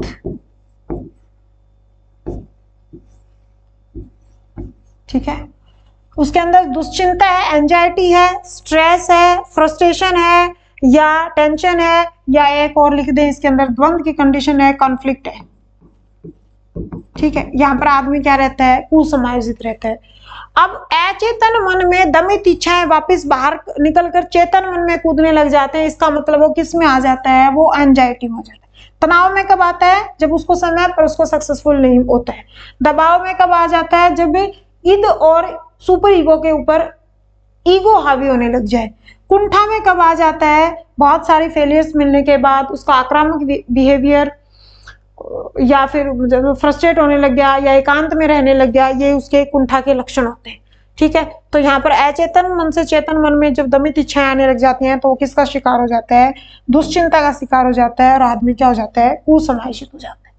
नेक्स्ट देखो, कुसमायोजित बालक कैसा होगा, पढ़ने में तीर होगा, नहीं पढ़ने में तीर कैसे रहेगा, उसका पॉजिटिव पर्यावरण ही नहीं है, उसका पॉजिटिव वातावरण ही नहीं है, तभी तो वो कुसमायोजित है। तो कैसे हो सकता है, पूर्ण स्वास्थ्य हो सकता है, नहीं हो सकता, प्रसन्नचित हो सकता है, नहीं हो सकता, कुसमायोजित क्या रहेगा, तनाव युक्त रहेगा, वेरी इजी क्वेश्चन। नेक्स्ट देखो, जब व्यक्ति निराशा द्वारा उत्पन्न चिंता के कारण अपने प्रारंभिक अथवा आदिम रूपों में वापस चला जाता है, वापस कहाँ लौट गया, पुरानी जगह पर लौट गया। वयस्क का बच्चे की तरह फूट फूट कर रोना, यानी कि वो क्या कर रहा है, वो कुसमायोजित था, वो टेंशन में था, दबाव में था, वो वापस समायोजित होने की कोशिश कर रहा है। वयस्क का बहुत अच्छा एग्जाम्पल है, वयस्क का फूट फूट कर रोना। या बड़ा आदमी अपने आप को खुश रखने के लिए कुडालियां चलने लग जाता है, रेंग रेंग कर। जैसे छोटा बच्चा कुडालियां चलता है तो बहुत ही खुश रहता है ना, उसका हैप्पी फेस जो उसका होता है। बचपन में जब बच्चा कुडालियां चलता है कितना खुश होता है, माँ उसको पकड़ने के लिए भागती है, बच्चा आगे आगे भागता है। तो जब बड़ा बच्चा कुठाड़ियां चलने लग जाता है तो वो अपने आप को समायोजित करने की कोशिश करता है। ससुराल से पीहर आकर एक लड़की अपनी माँ की गोद में सर रखकर सो जाती है। वो क्या करने की कोशिश कर रही है? पहले वाली कंडीशन में वापस आने की कोशिश कर रही है। देखो, एक तो होता है कि मैं वहां जाना चाहती हूँ और वहां नहीं जाकर मैं बिल्कुल अपने फर्स्ट पॉइंट पर चली जाऊँ, वो नहीं है। एक होता है कि मैं वहां जाना चाहती हूँ लेकिन मैं कुछ कदम पीछे हट जाऊँ। वैसे का बच्चे की तरह फूट फूट कर रोना, बड़े का कुठाड़ियां चलकर एंजॉय प्राप्त करना, ससुराल से पीर आकर लड़की का अपनी माँ की गोद में सर रखकर सो जाना, ये सारे एग्जाम्पल किसके हैं? प्रतिगमन देखने को मिलता है, प्रतिगमन। और ये कौन सी विधि है? अप्रत्यक्ष विधि है। जब व्यक्ति निराशा द्वारा उत्पन्न चिंता के कारण अपने प्रारंभिक अथवा आदिम रूपों में, पिछले रूपों में वापस चल जाता है तो उसको क्या बोलते हैं? उसने क्या कर लिया? रिग्रेशन कर लिया। उसने क्या कर लिया? प्रतिगमन कर लिया। ठीक है, या उसी को क्या कहते हैं? इसी का दूसरा नाम एक है पलायन कर लिया, पलायन, या इंग्लिश में भी याद कर लो रिग्रेशन। और ये कौन सी विधि है? या तो पूछ लिया जाता है प्रत्यक्ष है अप्रत्यक्ष है, या फिर ये एग्जाम्पल दे दिया जाता है और उसमें से इसको पूछा जाता है। प्रतिगमन बता दिया। तादात्म्य स्थापित करना अभी बताया था, आइडेंटिफिकेशन। अब किसकी आइडेंटिफिकेशन देता है? आइडेंटिफिकेशन किसकी आइडेंटिफिकेशन देता है? मेरे मामा इतनी बड़ी पोस्ट पर हैं, मेरे चाचा वहां पर पोस्टिंग है उनकी इतनी चलती है, तो वो क्या करता है? खुद का कुछ भी रुतबा नहीं है, एक सफल आदमी को सामने ले आना। ये कहते हैं ना कि दूसरे के कंधे पर बंदूक रखकर चलाना। एक सफल आदमी को सामने लाकर तादात्म्य स्थापित करने की कोशिश करता है, पहचान बनाने की कोशिश करता है, आइडेंटिफिकेशन बनाने की कोशिश करता है। अप्रत्यक्ष विधि है। पृथक्करण देखने की मिलता है। पृथक्करण का मतलब होता है बिल्कुल ही अपने आप को अलग कर देना। जैसे कि कुछ बच्चों को टीचर पसंद नहीं है, तो एक क्लास, मान लो 10th क्लास है, उसके 2 सेक्शन है, ए और बी। एक टीचर, दोनों क्लासेस में मैथ का टीचर अलग अलग है। ए वाले बच्चों को मैथ का टीचर अपना पसंद नहीं है, तो वो क्या करते हैं? बी सेक्शन में जाकर बैठना शुरू कर देते हैं, या उस घंटे में आते ही नहीं। मान लो साइंस का टीचर पसंद नहीं है, तो या तो क्या करेंगे? उस क्लास में ही नहीं जाएंगे, या दूसरे सेक्शन में बैठना शुरू कर देंगे। यानी कि अपने आप को क्या कर लेते हैं? समायोजित रखने के लिए पृथक करना शुरू कर देते हैं, किसी से दूरी बनाना स्टार्ट कर देते हैं। तो ये भी कौन सी विधि है? अप्रत्यक्ष विधि। आंसर क्या था? वापिस आ जाना, आदिम रूप में वापिस आ जाना, प्रारंभिक रूप में वापिस आ जाना। तो वो क्या करता है? प्रतिगमन करता है। नेक्स्ट देखो, किसके अंतर्गत व्यक्ति वास्तविक प्रेरक को छिपाकर अन्य प्रेरकों को दोषी ठहराता है? यानी कि क्या कर रहा होता है? खुद की कमी नहीं बताता, दूसरे में कमी निकालता है। एक पहले भी एक ऐसा ही कोई क्वेश्चन आया था। टेनिस प्लेयर अच्छा शॉट ना देने पर बार बार बल्ले की तरफ देखता है, नाच न जाना आंगन टेढ़ा, या क्रिकेटर बार बार बैट को देखता है। रस्सी कूदने वाली लड़की अच्छे से रस्सी नहीं कूद पाती और वो रुक कर क्या करती है? वो उस रस्सी को देखती है। वो या तो वो ये इशारा कर रही होती है कि रस्सी बड़ी है, या वो ये इशारा कर रही होती है रस्सी छोटी है। यानी कि खुद की गलती को छुपाकर दूसरे के अंदर, दूसरे के प्रेरकों को दोषी ठहराना क्या कहलाता है? प्रोजेक्शन। प्रोजेक्ट कर दिया उसने, प्रक्षेपण कहलाता है। आंसर तो ये रह गया। पृथक्करण मैंने अभी बताया था। टीचर पसंद नहीं आया तो घंटी में ही नहीं जाएंगे, क्लास में ही नहीं जाएंगे। अब इनको एक्सप्लेन करते हैं। शोधन, इसी को बोलते हैं शुद्धिकरण, इसी को बोलते हैं सब्लिमेशन, और इसी को ही क्या बोलते हैं? उदातीकरण। इसी को ही क्या बोलते हैं? उदातीकरण। ठीक है, ये सारे के सारे इसी के नाम। तुलसीदास को, अब इसका एग्जाम आंसर ये नहीं है भाई, इसका आंसर ये वाला है, इसको तो मैं एक्सप्लेन कर रही हूँ। और ये क्या है? ये भी अप्रत्यक्ष विधि है, इनडायरेक्ट मेथड है, रक्षा युक्तियों में इनडायरेक्ट मेथड है। शोधन, शुद्धिकरण, सब्लिमेशन, उदातीकरण सारे के सारे एक ही के नाम है। तुलसीदास को अपनी पत्नी रत्नावली के प्रति प्रेम आसक्ति राम आसक्ति में बदल जाना और रामचरितमानस लिख देना, उसने आपको क्या कर दिया? उसने अपने आप का उदातीकरण कर दिया, अपने आप का शुद्धिकरण कर दिया। यानी कि जो तुलसीदास थे, उनको उनकी जो अपनी पत्नी रत्नावली थी, उनके प्रति जो आसक्ति थी, वो आसक्ति किस में बदल गई? राम आसक्ति में बदलकर रामचरितमानस लिख देना। बचपन में एक बच्चा ऐसा शरारती था कि चलता चलता किसी को थप्पड़ मार देता, किसी को मुक्का मार देता, किसी को गुस्सा मार देता, लात मार देता, ठीक है। अब वो अपने आप को समायोजित बनने के लिए किस में चला गया, स्पोर्ट्स में चला गया। हो सकता है कि वो कबड्डी खेलने लग गया हो, कुश्ती खेलने लग गया हो, या मुक्केबाजी करने लग गया हो, रेसलिंग करने लग गया हो। यानी कि देखो उसके अंदर जो हंगा था, जो उसके अंदर पावर थी, जो शक्ति थी, वो चलते चलते किसी के थप्पड़ मार दिया, ठीक है। अब वो उसने वो वहां पर क्या कर दिया, अपने आप को उदातीकरण कर दिया, शुद्धिकरण कर दिया दूसरे रूप में डालकर। अब रेसलिंग कर रहा है, मुक्केबाजी कर रहा है, कुश्ती खेल रहा है, कबड्डी खेल रहा है, तो वो अपने आप को क्या कर लिया, उसने शुद्धिकरण कर लिया। यानी कि वहां पर क्या कर लिया, उदातीकरण कर लिया, सब्लिमेट कर लिया, अपने बिहेवियर को दूसरी तरफ, दूसरी डायरेक्शन दे दी। जैसे कि रामचरितमानस लिखकर तुलसीदास ने दी थी, या एक छोटा बच्चा शरारती था और वो बाद में स्पोर्ट्स में जाके मुक्केबाज बन गया। दमन क्या होता है, अचेतन मन के अंदर बहुत सारी चीजें दब गई। अब इसका एग्जाम्पल क्या दूं, तुम्हारी कोई भी इच्छा थी बचपन में, मार्केट जाते थे, कोई टॉय दिखता था, बार बार लेने का मन करता था, लेकिन मम्मी दिलाती नहीं थी, मम्मी की कोई फाइनेंशियल कंडीशन ऐसी रही होगी कि वो नहीं दिलवा पाती होगी, तो आपने उन इच्छाओं को कहाँ कर लिया, दबा लिया, मतलब आपके मन में वो दब गई। अब वो दब गई तो इसका मतलब क्या हो गए, आप असमायोजित हो गई। स्कूल टाइम में एक लड़की थी आपकी क्लास में, बहुत अच्छी लगती थी, आपकी बहुत अच्छी फ्रेंड थी, बहुत अच्छे से वो आपके साथ बात करती थी, ठीक है। स्कूल तक थे, सब सही था। कॉलेज गए, वापस मिलना नहीं हुआ, दोनों का कॉलेज अलग अलग था, दोनों की फिर जॉब प्रोफाइल अलग अलग थी, फिर दोनों की अलग अलग जगह पर शादी हो गई। तो वहां पर जो लड़की के लिए जो फीलिंग थी, वो स्कूल के 1-2 महीने तक तो थी उसके चेतन मन में, और फिर वो सारी की सारी फीलिंग कहाँ चली गई, अचेतन मन में चली गई, और वो दमित इच्छाओं का भंडार बनता गया, ठीक है। तो आदमी किस में आ गया, दमन में आ गया। अब इसके साथ ही एक वर्ड और पढ़ते हैं हम, शमन। अभी देखो, वो जो लड़की अच्छी लगती थी, वो अचेतन मन में वो सारी आपकी इच्छाएं दब कर रह गई, लेकिन आपकी मतलब आप कॉलेज पार कर दिया, फिर आपकी शादी हो गई, फिर आपके बच्चे हो गए, आप अपनी बीवी के साथ मूवी देखने जाते हो, और थिएटर हॉल में जो हीरोइन की मूवी देखते हो, जो एक्ट्रेस की मूवी देखते हो, उसकी स्माइल सेम उस लड़की जैसी थी। उसका हेयर स्टाइल, या उसका स्माइल, या उसका बोलने का तरीका, या उसका बिहेवियर, या वो मूवी की स्टोरी आपसे मैच कर गई। यानी कि उस मूवी में कुछ भी आपसे मैच कर गया। तो वो जो दबी हुई इच्छाएं थी, जो दमन हो चुका था, वो वापस आपके कॉन्शियस माइंड में आ गई, और कॉन्शियस माइंड में आकर आप अपने आप को समायोजित नहीं कर पाते हो, आप अनबैलेंस की कंडीशन में आ जाते हो, और घर आकर आप बार बार वही लड़की इतने आज से 10-15 साल पहले छूट गई थी, बार बार आपके माइंड में घूम रही है। आप उस कॉन्शियस माइंड से, उन जो चीजें आपके दिमाग में हलचल कर रही हैं, उसे बाहर निकलने के लिए अपने आप को किसी दूसरे काम में लगा लेते हैं। मान लो आप पढ़ रहे हो, अब पेपर की तैयारी कर रहे हो, आपने मॉक टेस्ट लगाने शुरू कर दिए, या फिर आप बिजनेस करते हो, आपने कोई प्रोजेक्ट ले लिया और पूरा ध्यान उस पर लगा दिया।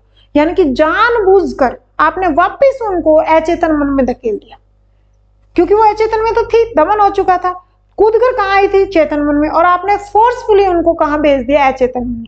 अब देखो, जानबूझकर शब्द यूज किया था तो वो कौन सी विधियां थी, प्रत्यक्ष। लेकिन यहाँ पर क्या कर रहे हैं, जानबूझकर वो वापस अचेतन मन में चली गई, और अचेतन वर्ड आ जाता है, वो कौन सी होती है, अप्रत्यक्ष विधियां।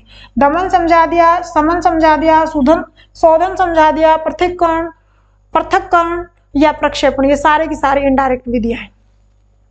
नेक्स्ट देखो, समायोजन की विधियां हैं। समायोजन की उदातीकरण, प्रतिगमन का मतलब क्या था, वापिस लौट जाना, ससुराल से आकर पीर में अपनी माँ की गोद में सिर रखकर शांति से सो जाना, या वैश्य का फूट कर रोना स्टार्ट करना, ये क्या था, प्रतिगमन था।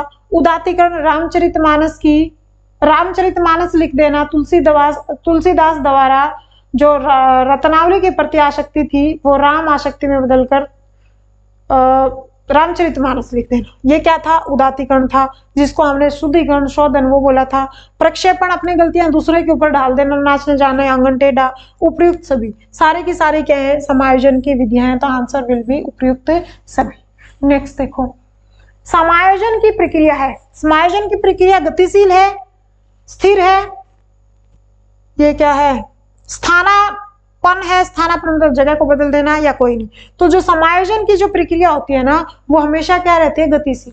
मैं एक कंडीशन के अंदर मैंने अपने आप को समायोजित कर लिया, अब मेरे सामने दूसरी सिचुएशन आ गई तो मैं उसके अंदर भी अपने आप को समायोजित करूंगी, फिर मेरे सामने तीसरी कंडीशन आ गई, मैंने एस्टेट क्लियर करना था, उसके लिए मैंने बहुत मेहनत करी, मैं समायोजित कर गई, एस्टेट क्लियर हो गया, अब मेरे पास क्या आ गया, टीजीटी पीजीटी की वैकेंसी आ गई, मेरे को वहां पर क्या देना है, फिर से एक पेपर देना है, मैं वहां समायोजित कर गई, मैंने वो पेपर भी क्लियर कर दिया, फिर मेरे पास इंटरव्यू कॉल आ गया, इंटरव्यू कॉल के लिए मैं फिर समायोजित कर गई, फिर मेरे सामने डॉक्यूमेंट वेरिफिकेशन आ गया, मैंने फिर अपने आप को समायोजित किया। यानी कि अलग अलग सिचुएशन में अपने आप को समायोजित करते रहते हैं, बहुत सारी सिचुएशन बदलती रहती है, इसलिए इसको हम स्थिर नहीं कहेंगे। ये हमारे सामने कैसी सिचुएशन है, गतिशील। दिखाई नहीं दे रहा होगा, ऑप्शन क्या है, गतिशील, स्थान पत्र, स्थिर और कोई नहीं।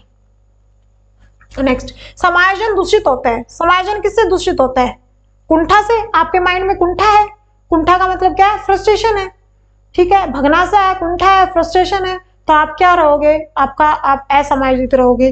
संघर्ष, संघर्ष की स्थिति होएगी, अब मतलब बहुत ज्यादा संघर्ष कर रहे हो पढ़ने के लिए, दिन रात आपने यारी दोस्ती प्यार प्रेम सब कुछ त्याग रखा है, रोटियां भी कम खाते हो, नींद नहीं आएगी, ठीक है, बहुत ज्यादा कंबल ओढ़कर भी नहीं पड़ते हो कि आप गर्म होकर नींद आने लग जाएगी, यानी कि आप क्या कर रहे हो, जॉब पाने के लिए संघर्ष कर रहे हो।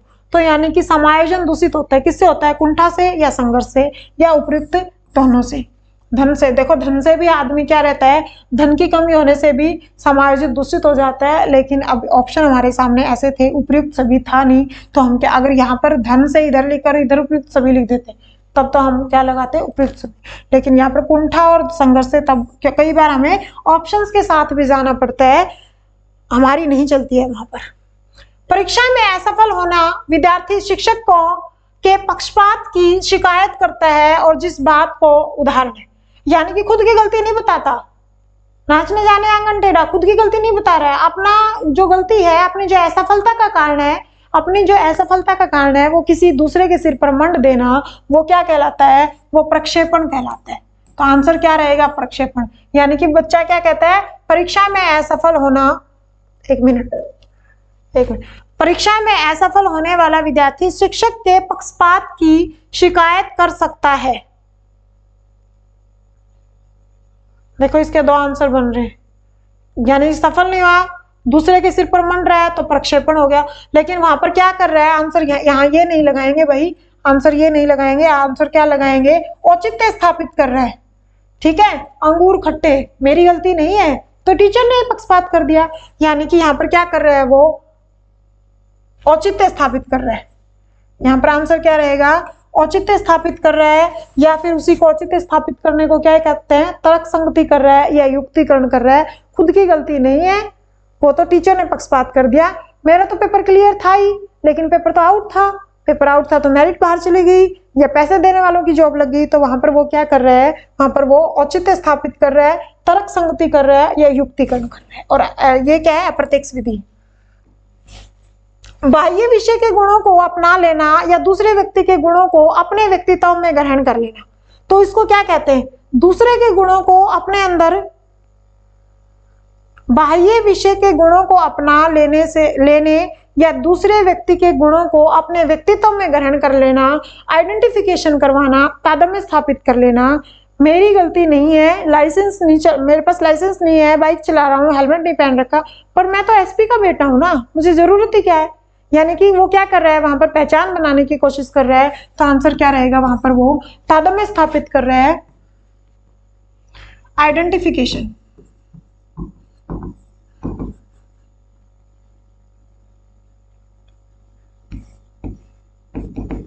कर रहे हैं।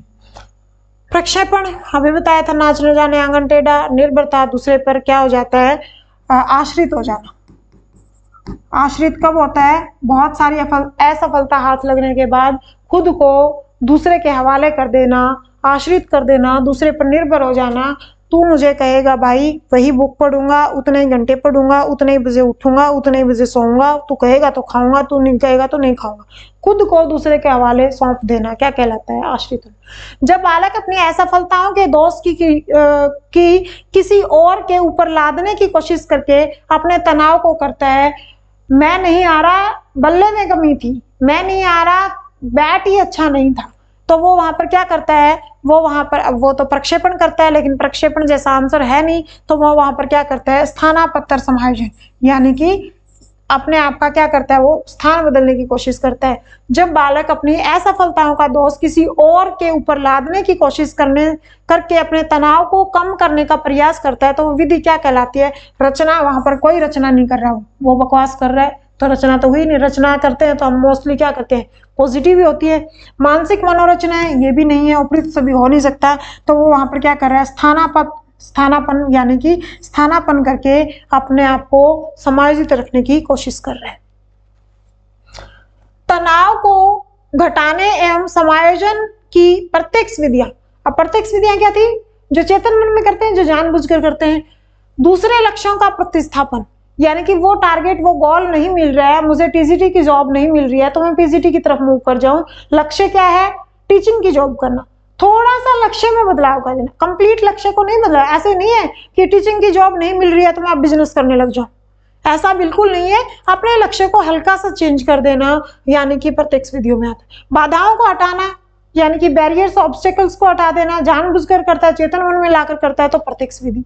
उदात्तीकरण अथवा शोधन, पूछा क्या था, पूछा था प्रत्यक्ष विधि। अच्छा, ऐब ऐसे में आंसर दे रखा है, तो ये वाला तो क्या है, प्रत्यक्ष है, ये भी क्या है, प्रत्यक्ष। अब उदात्तीकरण करना, शोधन करना, ये प्रत्यक्ष नहीं है भाई, ये क्या है, अप्रत्यक्ष है। शोधन क्या कौन कर रहा था, तुलसीदास कर रहा था, अभी एग्जाम्पल दिया रामचरितमानस लिखकर, ठीक है। दूसरा मार्ग खोज लेना, यानी कि लक्ष्य तो टारगेट तो मेरा क्या है, टीचर बनने का है, लेकिन मेरे एमसीक्यू सॉल्व करने से पेपर नहीं हो रहा है, तो मैं क्या पढ़ना शुरू कर दूं, थ्योरी। या थ्योरी पढ़ने से नहीं हो रहा है तो एमसीक्यू लगाना शुरू, यानी कि दूसरा मार्ग खोज लेना, ये भी क्या है, प्रत्यक्ष। तो ऐसा आंसर कौन सा है, ए बै दै। ए बी सी डी में आंसर आएगा तो तुम देख लेना, इंग्लिश में पेपर सोल्व करते हो तो ए बै और दै, तो आंसर क्या रह जाएगा, ए बै दै। और ये वाली कौन सी विधि थी, ये कौन सी थी, अप्रत्यक्ष थी। ऐसी सुरक्षा प्रक्रिया जिसके अंतर्गत कोई व्यक्ति अपने विचारों और क्रियाओं को दूसरे व्यक्ति के अनुरूप बनाने का प्रयत्न करता है, खुद के विचार दूसरे के हिसाब से। माहौल था, किसी की मरगत में गए, वहां सामने कोई रो रही थी और उसको देखकर आंसू आ गए, तो उसने क्या किया, उसने क्या कर दिया, दूसरे के अनुरूप अपने को ढाल लिया। माहौल बहुत खुशी का था और वहां पहुंचकर हम भी रोने का व्यवहार ना करें, वहां पर जाकर हमें भी हंसी आ जाए, तो हमने क्या कर लिया, दूसरे के हिसाब से अपने आप को ढाल लिया। यानी कि ऐसी सुरक्षा प्रक्रिया, ऐसी रक्षात्मक युक्ति जिसके अंतर्गत कोई व्यक्ति अपने विचारों एवं क्रियाओं को दूसरे व्यक्ति के अनुरूप बनाने का प्रयत्न करे, तो उसको क्या कहते हैं, अंतःप्रेक्षण कहते हैं, अंतःक्षेपण कहते हैं। दमन में दबा लेता है, प्रक्षेपण में दूसरों पर डाल देता है, तादमीकरण में आइडेंटिफिकेशन करता है, दूसरे की पहचान को खुद की पहचान बनाने की कोशिश करता है। अब ये वाली भी इनडायरेक्ट थी। निम्नलिखित में से कौन सी रक्षात्मक युक्ति नहीं है, प्रक्षेपण है रक्षात्मक युक्ति, नाचने जाने आंगन टेढ़ा। प्रतिगमन, वयस्क का बच्चे की तरह फुट फुट कर रोना। सामाजिक समायोजन, ये कोई रक्षात्मक युक्ति नहीं है, तो आंसर तो ये वाला हो जाएगा, नहीं है पूछा तो ये वाला। प्रतिक्रिया, प्रतिक्रिया में क्या करता है, जैसे कि इसमें एग्जाम्पल दूं तो तुम्हें, जिसे बात करना पसंद नहीं है फिर भी हम उसकी बात सुनते हैं। एक सौतेली माँ है, रक्षात्मक बिहेवियर अपनाते हुए खुद को समायोजित रखने के लिए जो अपनी सौतेली बेटी है उसे प्यार करने लगती है और फिर धीरे धीरे उसको प्यार हो जाता है। या किसी की बात सुनने का हमारा मन नहीं करता है, लेकिन फिर भी हम उसकी बात सुनने लगते हैं और फिर हमारा उसके अंदर इंटरेस्ट आने लग जाता है, तो इसको क्या बोलते हैं, प्रतिक्रिया। ये भी क्या है, एक इनडायरेक्ट मेथड है। तो रक्षात्मक युक्ति कौन सी है, सामाजिक समायोजन नहीं है। एक विद्यार्थी बीएड परीक्षा, प्रवेश परीक्षा देता है, बीएड करने के लिए एंट्रेंस टेस्ट देता है और असफल रहता है, ठीक है, फेल हो गया। फिर सबसे कहता है कि मैं अध्यापक बनना ही नहीं चाहता था, अंगूर मीठे हैं, मैं अध्यापक बनना ही नहीं चाहता था, मैं तो बिजनेस करूंगा। अध्यापक बन के क्या, 2 बजे घर आ जाओगे, हुक्का पियोगे, ताश खेलोगे, रात को पढ़ जाओगे, सुबह उठकर स्कूल चले जाओगे, ये कोई जॉब ही नहीं है। अरे तो जब तेरे को करनी ही नहीं थी तो तू बीएड का एंट्रेंस टेस्ट देने क्या धक्के खाने गया था? सीधी सी बात है, करनी तो थी, अब हुआ नहीं तो वो क्या कर रहा है, अंगूर मीठे, मुझे तो करनी ही नहीं थी। प्रमोशन क्यों लेना? प्रमोशन लेने के बाद रिस्पॉन्सिबिलिटीज आ जाती है। कार किस लिए खरीदनी? फालतू में तेल का खर्चा होगा, आराम से साइकिल पे जाता हूँ, मजे करता हूँ, व्यायाम हो जाता है मेरा, शारीरिक रूप से मैं सही रहता हूँ। यानी कि अंगूर मीठे हैं, जो चीजें नहीं मिले तो फिर क्या करें? फिर हम वही लोमड़ी वाली कहानी है, अंगूर मीठे हैं खट्टे हैं। तो आंसर क्या आ जाएगा इसका? इसका आंसर क्या आ जाएगा? ये क्या कर रहा है यहाँ पर? तादमे कर रहा है क्या? उदात्तीकरण इतनी बार बता लिया मैंने, अब तो बता दो तुम क्या कर रहा है ये? युक्तिकरण। इसी का दूसरा नाम क्या था? तर्क संगति। तर्क संगति, तर्क दे रहे हैं ना वो। प्रक्षेपण में क्या करता है वो? दूसरे पे डाल देता है। तादमीकरण में क्या करता है वो? तादमीकरण के अंदर क्या करता है?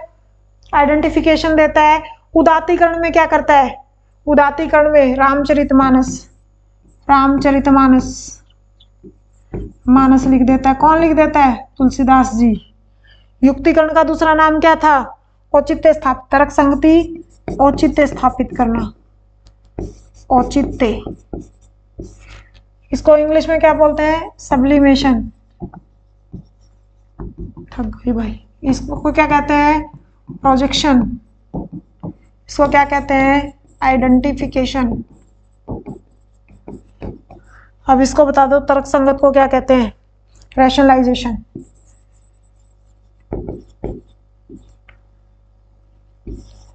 रैशनलाइजेशन। सारी इनडायरेक्ट विधियां थी। निम्न में से कौन सी मनोरचनाएं कुंठा व अंतर्द्वंद कम करती हैं? सारी करती हैं। कुंठा और अंतर्द्वंद को कौन सी कम करती है? दमन, प्रतिगमन, शमन, ये सारी की सारी क्या है? अप्रत्यक्ष विधियां। दमन अभी एग्जाम्पल दिया था, दब गई अचेतन मन में। शमन आई थी, तुमने धक्के से दबा दी दूसरे काम में बिजी करके। प्रतिगमन कुछ कदम पीछे हटा लिए और बूढ़ा बच्चे की तरह कुडलियां चलना, रेंग रेंग कर चलना शुरू कर देता है। वह शख्स जोर जोर से रोना शुरू कर देता है। लड़की पीर आकर अपनी माँ के गोद में सिर रखकर सो जाती है। एक 8 वर्षीय बालक अपने छोटे भाई की तरह घुटने चल गया, अभी दिया था। वो क्या कर रहा है? 8 वर्ष का बच्चा कोई घुटने चल सकता है? लेकिन वो घुटने चलने की कोशिश कर रहा है। वो अपने आप को बच्चा मान रहा है अभी भी। तो वो क्या कर रहा है? समायोजन करने की कोशिश कर रहा है। तुम कहोगे 8 साल के बच्चे में समायोजन की दिक्कत ही कहाँ से आई? कहाँ से तनाव था? वो तो मस्त मौला होता है 8 साल का। तो कहाँ होता है? उत्तर बाल्यावस्था में होता है। और उत्तर बाल्यावस्था में तो वो स्कूल जाना शुरू कर देता है। स्कूल जाकर तो उसको कोई तनाव ही नहीं होता। उसको क्या होता है? वो तो गंदी अवस्था होती है। गली में खेल गया, गर्मी में, धूप में, दोपहर में गांव की गलियों में घूम रहा है। ठीक है, उसको किस चीज का भय टेंशन है? कोई भय टेंशन है ही नहीं। तो उसके अंदर कहाँ से असमायोजन की स्थिति है? उसके अंदर असमायोजन की, कुसमायोजन की स्थिति कब आई? जब उसने कंचे इकट्ठे किए थे। कंचे इकट्ठे करके उसकी वो कंचे वाली बोतल चोरी हो गई, तो आ गया ना टेंशन में, हो गया ना कुसमायोजित। अब उसको क्या करना पड़ेगा? समायोजित। अब वो और छोटा बच्चा बन जाता है। संरक्षण का, यहाँ 8 साल का बच्चा होता है, वो संरक्षण करना सीखता है। जीववाद उसका खत्म हो जाता है। ठीक है, तो वो घुटने चलकर चलना स्टार्ट कर देता है। तो वो क्या कर रहा होता है? वो प्रतिगमन कर रहा होता है, वो रिग्रेशन कर रहा होता है। युक्तिकरण में क्या था? युक्तिकरण में क्या था? औचित्य स्थापित करते हैं, रैशनलाइजेशन। अंगूर खट्टे हैं, अंगूर मीठे हैं। क्षतिपूर्ति में क्या करते हैं? कम हाइट वाली लड़कियां हील पहनकर चलना स्टार्ट कर देते हैं। शारीरिक रूप से जो बच्चा सही नहीं है वो कक्षा में प्रथम आने की कोशिश करता है। और क्या एग्जाम्पल दिया था? काले सांवले रंग की लड़कियां फेयर एंड लवली लगाना शुरू कर देती हैं। तो वो क्या करती हैं? क्षतिपूर्ति कर रही होती है। दमन दबा लेती है अपने मन में। तो वो वापस आ जाता। तो आंसर क्या रहेगा? ए वाला। एक छात्र जो कक्षा में अपने अध्यापक की डांट सुनकर, ये नहीं करवाया अभी तक, घर आकर अपने छोटे भाई को डांटता है। कहीं का गुस्सा कहीं निकालता है। अब कहाँ निकालेगा? जहां उसकी चलती है, जहां पर वो ज्यादा पावरफुल है। यानी कि ज्यादा पावरफुल आदमी कम पावरफुल पर अपना गुस्सा निकालता है। यानी कि बड़ा भाई अध्यापक को तो डांट नहीं सकता, मन ही मन में तो जरूर गाली दे रहा होगा, और घर आकर अपने छोटे भाई को डांटता है। इस उदाहरण को निम्नलिखित में से किसका रक्षा कवच या किसका ईगो डिफेंस मैकेनिज्म या किसका प्रतिरक्षा से संबंधित है? अब ऐसा कहाँ करता है? या ऐसा कहाँ करता है? ऐसा प्रतिक्रिया में करता है। कहाँ करता है? प्रतिक्रिया निर्माण में। और तो नहीं, प्रतिक्रिया में नहीं करता। प्रतिक्रिया में तो वो है जो सौतेली माँ अपनी बेटी से प्यार, मतलब सौतेली बेटी से प्यार करने लग जाती है, ठीक है। मार्गांतीकरण में क्या करता है, रामचरितमानस वाला था इनडायरेक्ट में। तो मार्गांतीकरण में ऐसे भी था कि तुमने अपना मार्ग बदल लिया, वो तो जानबूझकर बदला, और मार्गांतीकरण तुम उसमें भी पढ़ते हो जो रामचरितमानस लिख दी गई थी। ये क्या है, प्रतिस्थापन। वैसे तो इसको प्रतिस्थापन नहीं कहेंगे, इसको क्या कहेंगे, डिस्प्लेसमेंट कहते हैं। इसको प्रतिस्थापन नहीं आएगा, यहाँ पर क्या आना चाहिए, विस्थापन आना चाहिए। प्रतिस्थापन और विस्थापन में दोनों में फर्क है। विस्थापन या इसी को क्या बोलते हैं, डिस्प्लेसमेंट। बॉस ने आपके फादर को डांटा और आपके फादर ने घर आकर आपकी मदर को डांट दिया, ठीक है। तो ये क्या कर दिया, विस्थापन कर दिया। यहाँ पर क्या हो गया, डिस्प्लेसमेंट हो गया। और ये क्या था, प्रतिस्थापन। प्रतिस्थापन कहाँ करते हैं, प्रतिस्थापन तो हम सबसे हमारे गोल को ही चेंज कर देते हैं। यानी कि ये तो क्या है, प्रतिस्थापन। ये तो क्या है, डायरेक्ट मेथड है, और ये क्या है, इनडायरेक्ट। यहाँ ऑप्शन गलत दे रखे थे, यहाँ पर विस्थापन लिखा होता तो ये आंसर आ जाता, और विस्थापन ही आएगा जिसको इंग्लिश में डिस्प्लेसमेंट कहते हैं, और प्रतिस्थापन को क्या कहते हैं, गोल को चेंज कर देना, ठीक है। तो यहाँ पर आंसर इसका रहेगा विस्थापन या डिस्प्लेसमेंट। और एग्जाम्पल, बॉस ने आपके फादर को डांटा और आपके फादर ने आपकी मदर को डांट दिया एक कप टूटने पर, ठीक है। क्लास को यहीं खत्म करते हैं। Thank you, have a nice day. Class को रिपीट मोड पर देख लेना भाई, ये बहुत सारे रक्षात्मक युक्तियां हैं समायोजित रखने के लिए। ईगो डिफेंस मैकेनिज्म है जिससे आदमी क्या रहता है, समायोजित रहता है, तनाव, कुंठा, दबाव से बाहर आ जाता है। और अलग अलग विधियां बताइए, एक बार फिर से देख लेना इस क्लास को। Thank you.